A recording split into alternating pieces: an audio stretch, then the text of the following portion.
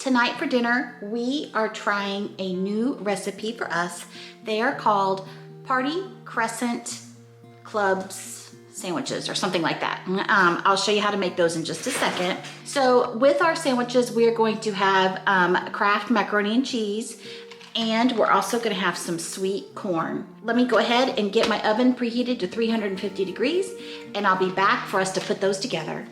As you guys know, I'm absolutely horrible at working with dough. You take one either croissant package or a sheet, and you're going to put it on either a 9x13 pan or a cookie sheet like I have here, and you're gonna par bake it at it's so crooked.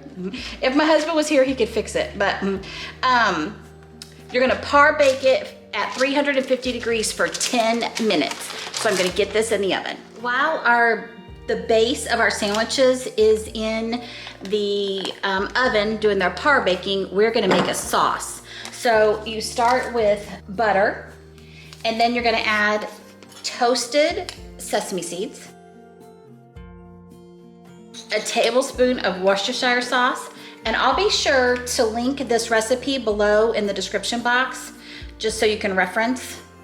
I am gonna make one modification to the recipe. I'm not gonna add bacon to this. I forgot to lay out bacon, and by the time I realized it, it wasn't gonna be done. And then it asks for Dijon mustard, but we're gonna use honey mustard. This is my favorite honey mustard that there is. I love this stuff. This Ken's honey mustard dip stuff. And the last ingredient is light brown sugar. We're gonna get this on my stovetop and get everything melted and combined together. Our honey mustard, butter, and brown sugar and toasted sesame seeds has all melted. So our croissant, the bottom of our croissant sandwiches has come out of the oven after being par baked. So what you're gonna do is you're going to cover the bottom of your sandwich .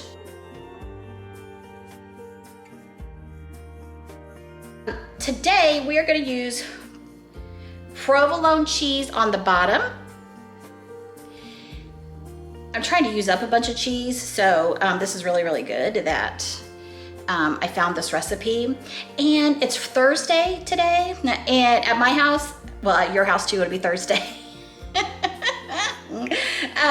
So it's Thursday night football, and I thought my husband would like eating these sandwiches while he was watching the game. So let me get out the rest, my new package of provolone to finish off this piece. We like cheese here, so it won't be a big deal if it overlaps at my house.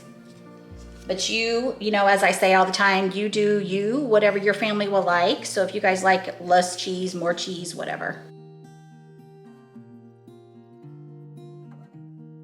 These turkey slices are a little bit thicker, so probably will not have to do nearly as many layers, and they're also bigger.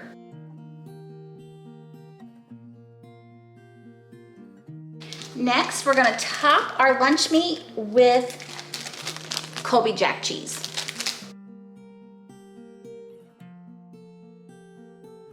So you're gonna lay this other sheet of dough right on top of your cheese. I'm gonna leave this on here kind of loose so that I can fix these seams that I ripped whenever I was opening the can.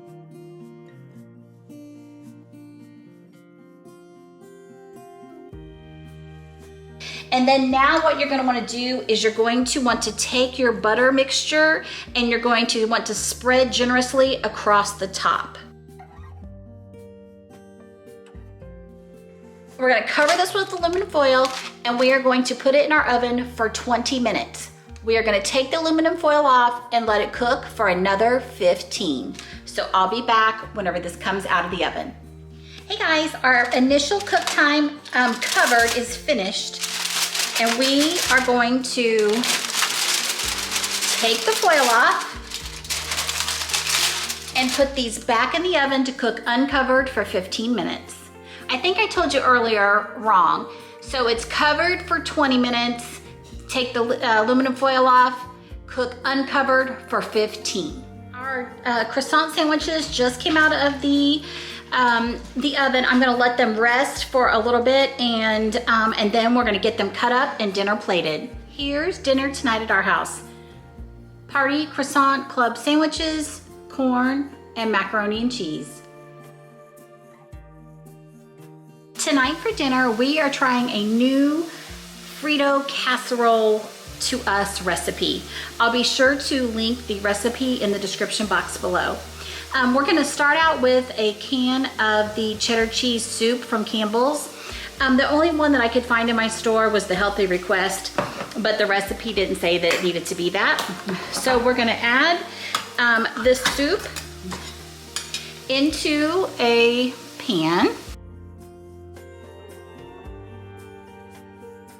Next, we're gonna add milk. We're gonna move this over to our desktop and we're going to heat it until it is smooth. So I've already browned off my hamburger. I'm adding my taco mix and some water, and I'm gonna get this combined. And then over here, we have my soup going until it becomes smooth. Once I get these two pieces all put together, then next up, I'll meet you over on the counter for us to assemble the casserole. The recipe calls for a 9x9 pan. I'm gonna use a 9x13 pan. I have 1.5 pounds of ground beef. The recipe only calls for 1 pound. And I also have some extra Fritos that I wanna use out of my cabinet.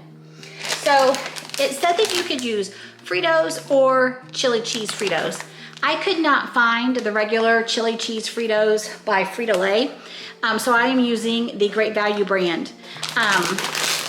Takes a whole bag for the 9x9 pan. I have some extra Fritos. I'm just gonna pour those on the top. These are just the regular kind. We are going to just add our taco seasoned ground beef all over the top.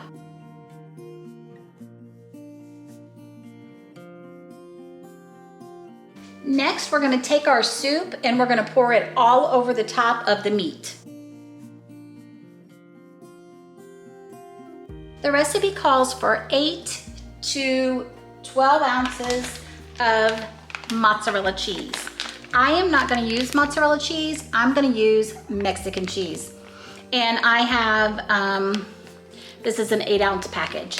You can use more or less cheese based on however cheesy you and your family likes things.